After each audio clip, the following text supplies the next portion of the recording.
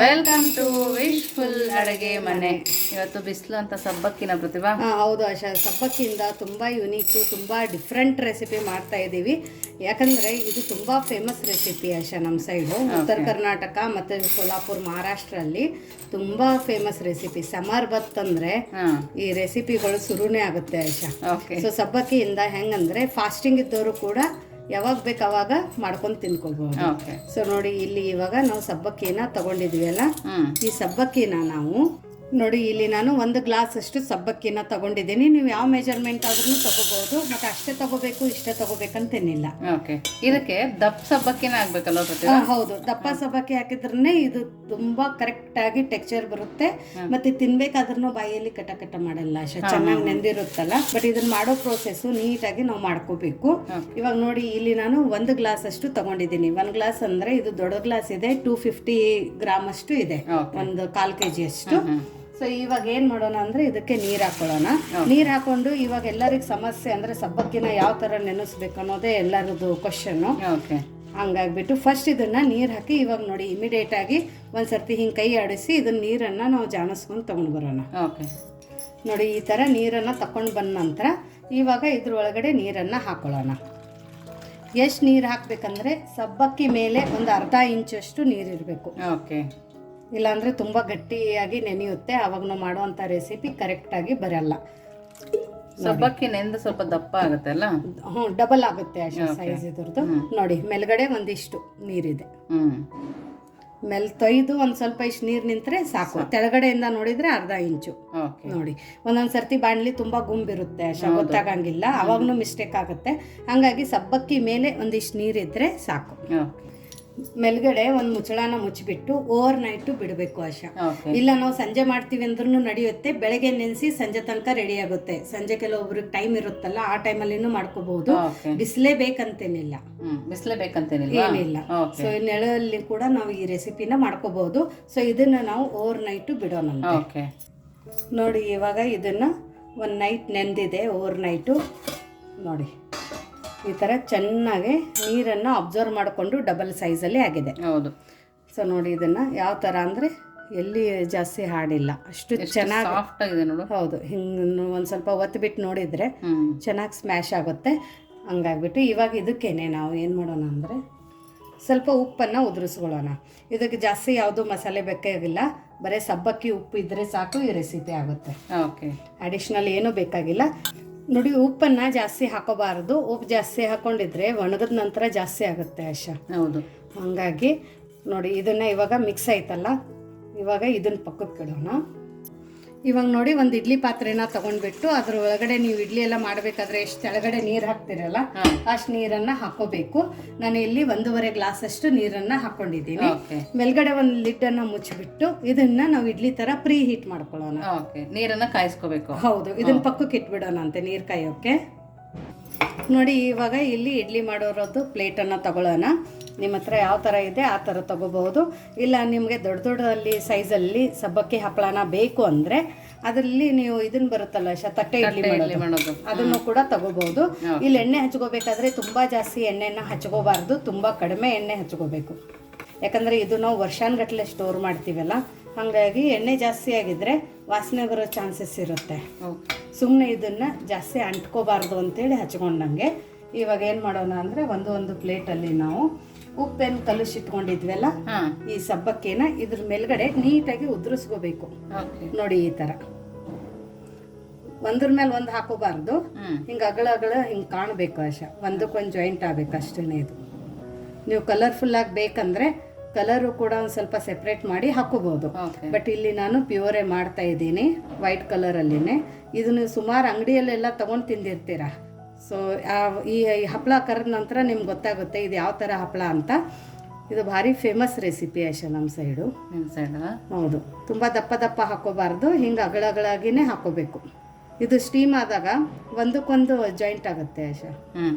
ಇನ್ನೂ ನೀವು ಯಾರು ನಮ್ಮದು ವಾಟ್ಸಪ್ ಗ್ರೂಪನ್ನು ಜಾಯಿನ್ ಆಗಿಲ್ಲ ಅಂದರೆ ಡಿಸ್ಕ್ರಿಪ್ಷನ್ ಬಾಕ್ಸಲ್ಲಿ ವಿಶ್ಫುಲ್ ಅಡುಗೆ ಮನೆ ವಾಟ್ಸಪ್ ಗ್ರೂಪ್ ಲಿಂಕನ್ನು ಕೊಟ್ಟಿದ್ದೀನಿ. ಆ ಲಿಂಕ್ ಮೇಲೆ ಕ್ಲಿಕ್ ಮಾಡಿದರೆ ಸಾಕು, ನೀವು ನಮ್ಮ ಜೊತೆ ಕನೆಕ್ಟ್ ಆಗ್ತೀರಾ.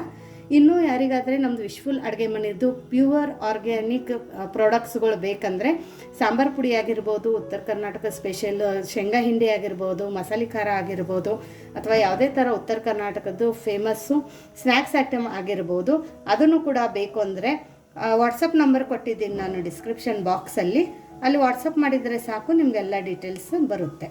ನಾವು ಜಾಸ್ತಿ ತುಂಬಬಾರದಲ್ಲ? ಇಲ್ಲ, ಇದು ಇಷ್ಟೇ ನಾನು ತೋರಿಸಿದ್ದೀನಲ್ಲ ಅಗಳಾಗಿ, ಇದೇ ಥರ ಹಾಕೋಬೇಕು. ನೋಡಿ ಎಲ್ಲದೂ ಇದೇ ಥರ ಹಾಕೊಂಡು ಬಂದಿರೋದು. ಇವಾಗ ಏನು ಮಾಡೋಣ ಅಂದರೆ ದಿಶಾ, ಈ ಪ್ಲೇಟ್ಗಳನ್ನು ನಾವು ನೋಡಿ, ಇವಾಗ ಇಡ್ಲಿ ಪಾತ್ರೆಯಲ್ಲಿ ನೀರು ಕುದಿ ಬರ್ತಾ ಇದೆ ನೋಡಿ ಅಷ್ಟೇ. ಚೆನ್ನಾಗಿ ನೀರು ಕುದಿಬೇಕಾದ್ರೆ ಇವಾಗ ನಿಧಾನಕ್ಕೆ ಈ ಪ್ಲೇಟ್ಸ್ಗಳನ್ನು ಇಟ್ಕೊಳ್ಳೋಣ. ನೋಡಿ ಈ ಥರ ತುಂಬ ಡಿಫ್ರೆಂಟ್ ಆಗಿದೆ ಪ್ರತಿಭಾ. ಹೌದು. ಇವಾಗ ಲಿಡ್ಡನ್ನು ಕ್ಲೋಸ್ ಮಾಡಬೇಕು. ಲಿಡ್ಡನ್ನು ಕ್ಲೋಸ್ ಮಾಡಿಬಿಟ್ಟು ಮೀಡಿಯಮ್ ಫ್ಲೇಮಲ್ಲಿ ಒಂದು 3 ನಿಮಿಷ ಇದನ್ನು ನಾವು ಸ್ಟೀಮ್ ಮಾಡ್ಕೋಬೇಕು. ಸಾಕು, 3 ನಿಮಿಷದಲ್ಲಿ ಆಗುತ್ತೆ. ನೋಡಿ ಇವಾಗ ಇದು 3 ನಿಮಿಷ ಆಗಿದೆಲ್ಲ ಆಶಾ. 3 ನಿಮಿಷ ಆದ ನಂತರ ಫ್ಲೇಮನ್ನು ಆಫ್ ಮಾಡಿ 1 ನಿಮಿಷ ಹಂಗೆ ಬಿಟ್ಬಿಡ್ಬೇಕು. ಹೆಂಗೆ ನೀವು ಇಡ್ಲಿಗೆಲ್ಲ ಬಿಡ್ತೀರಲ್ಲ ಆ ಥರ.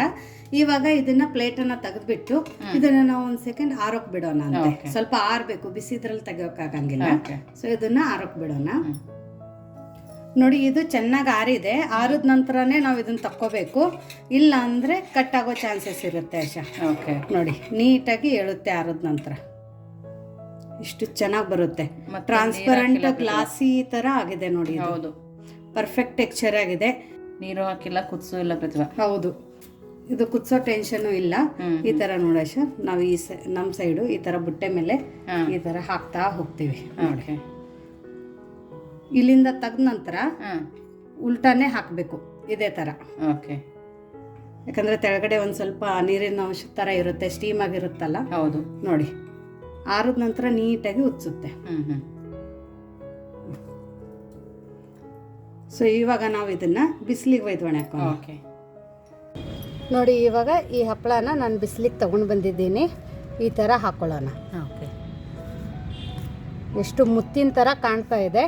ಇದನ್ನ 1-2 ದಿವಸ ಚೆನ್ನಾಗಿ ಬಿಸಿಲಲ್ಲಿ ಇದೇ ಥರ ಒಣಗಿಸ್ಕೋಬೇಕು.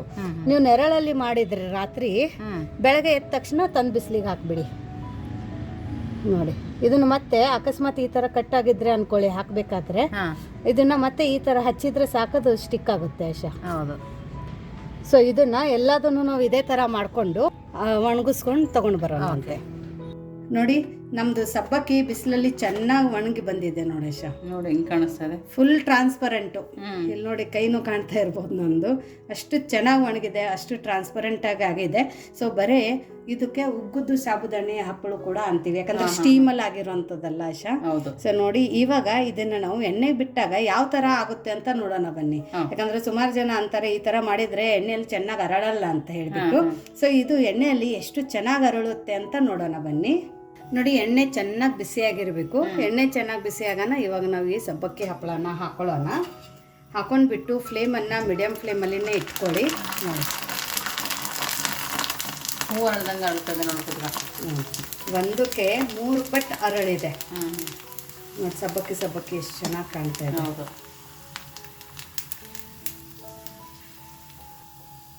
ತುಂಬ ಪರ್ಫೆಕ್ಟಾಗಿ ಅರಳಿದೆ. ಎಲ್ಲಿ ಹಿಂಗೆ ಗಟ್ಟಿಯಾಗಿ ಕುತ್ಕೊಂಡಿಲ್ಲ. ಒಂದ್ಸರ್ತಿ ಚೆನ್ನಾಗಿ ಬಿಸಿ ಎಣ್ಣೆಯಲ್ಲಿನೇ ನಾವು ಇದನ್ನ ಬಿಡಬೇಕು ಆಶಾ.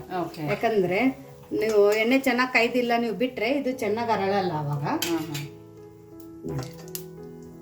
ಆಮೇಲೆ ಇನ್ನೊಂದು ಹಾಕೋಬೇಕಾದ್ರೆ ಫ್ಲೇಮನ್ನು ಲೋ ಫ್ಲೇಮಲ್ಲಿ ಇಟ್ಕೊಳ್ಳಿ, ಆಮೇಲೆ ಮೀಡಿಯಮ್ ಫ್ಲೇಮಲ್ಲಿ ಇಟ್ಕೊಳ್ಳಿ. ಇದನ್ನ ಚಟಪಟ ಅನ್ನೋ ತನಕ ನಾವು ಇದೇ ಥರ ಎಣ್ಣೆಯಲ್ಲಿ ಬಿಟ್ಬಿಡಬೇಕು. ಇದು ಚೆನ್ನಾಗಿ ಹುರಿತಂದ್ರೆ ಚಟಪಟ ಅನ್ನೋದು ನೋಡಿ ಈ ಥರ ಸ್ಟಾಪ್ ಆಗುತ್ತೆ. ಚಟಪಟ ಅನ್ನೋ ಸ್ಟಾಪ್ ಆದಾಗ ನೀವು ಇದನ್ನು ತಕ್ಕೋಬೋದು. ಇದು ಚೆನ್ನಾಗಿ ಒಣಗಿರ್ಲಿಲ್ಲ ಅಂದರೆ ನಾವು ಎಣ್ಣೆಯಲ್ಲಿ ಬಿಟ್ಟ ತಕ್ಷಣ ಆಶಾ ಚಟ್ಪಟ್ ಅಂತ ಎಣ್ಣೆ ಸಿಡಿಯೋಕೆ ಸ್ಟಾರ್ಟ್ ಆಗುತ್ತೆ. ಹಾಗಾಗಿ ಚೆನ್ನಾಗಿ ಇದು ಒಣಗಬೇಕು ನೋಡಿ. ಎಣ್ಣೆ ಚೆನ್ನಾಗಿ ಕಾಯ್ದಿಲ್ಲ ಅಂದರೆ ಮಾತ್ರ ಇದು ಚೆನ್ನಾಗಿ ಹುರಿಯಲ್ಲ, ಎಣ್ಣೆ ಹಿಡ್ಕೊಳ್ಳುತ್ತೆ. ಎಣ್ಣೆ ಹಿಡಿಯುತ್ತೆ, ಅರ್ಧ ಬೆಂದಂಗಾಗುತ್ತೆ. ಹೌದು, ಅವಾಗ ತಿನ್ಬೇಕಾದ್ರೆ ಕಚ್ ಅನ್ನುತ್ತೆ ಬಾಯಿಯಲ್ಲಿ. ಇವಾಗ ಇದನ್ನ ನಾನು ನಿಮಗೆ ಮುರಿದು ಬಿಟ್ಟು ತೋರಿಸ್ತೀನಿ ನೋಡಿ. ಸಬ್ಬಕ್ಕಿದ ಹಪ್ಪಳನ ಕರೆದ ನಂತರ ಈ ಥರ ಆಗಿದೆ. ಅವೇ ಮೇಲೆ ಮಾಡ್ಕೊಂಡಿರುವಂಥ ಈ ಸಬ್ಬಕ್ಕಿ ಹಪ್ಪಳ ಯಾಕಂದರೆ ಸ್ಟೀಮ್ ಮೇಲೆ ನಾವು ಮಾಡ್ಕೊಂಡಿದ್ದೀವಿ. ದಿಢೀರಂತ ಒಂದೇ ಸರ್ತಿಗೆ 21 ಈ ಹಪ್ಪಳನ ನಾವು ಮಾಡ್ಕೊಂಡಿದ್ದೀವಿ. ಸೊ ನೋಡಿ, ಸ್ಟೀಮ್ ಮೇಲೆ ಮಾಡ್ಕೊಂಡಿರೋಂಥ ಹಪ್ಪಳ ಈ ಥರ ಇತ್ತು. ಆಮೇಲೆ ಕರ್ದದ ನಂತರ ಇಷ್ಟು ಚೆನ್ನಾಗಿ ಮುತ್ತಿನ ಥರ ಆಗಿದೆ. ಬಾಯಿ ದೊಡ್ಡದಾಗಿದೆ ನೋಡಿ. ಹೌದು, ಒಂದಕ್ಕೆ 2 ಪಟ್ಟು ಆಗಿದೆ. ಇದು 2-3 ಪಟ್ಟು ಅರಳಿದೆ, ಇಲ್ಲಿ ನೀವು ನೋಡ್ಬೋದು. ಸೊ ಮಕ್ಕಳು ಕೂಡ ತುಂಬ ಇಷ್ಟಪಟ್ಟು ತಿಂತಾರೆ. ತುಂಬ ಚಿಕ್ಕ ಮಕ್ಕಳು ಇದ್ರೂ ಕೂಡ ನೀವು ಇದನ್ನು ಕೊಡ್ಬೋದು. ಯಾಕಂದರೆ ಇದು ಬಾಯಲ್ಲಿ ಇಟ್ಟರೆ ಕರಗುತ್ತೆ ಆಶಾ ಹಪ್ಪಳ. ಇಲ್ಲಿ ನೋಡಿ, ನಾನು ನಿಮ್ಗೆ ತೋರಿಸ್ತೀನಿ.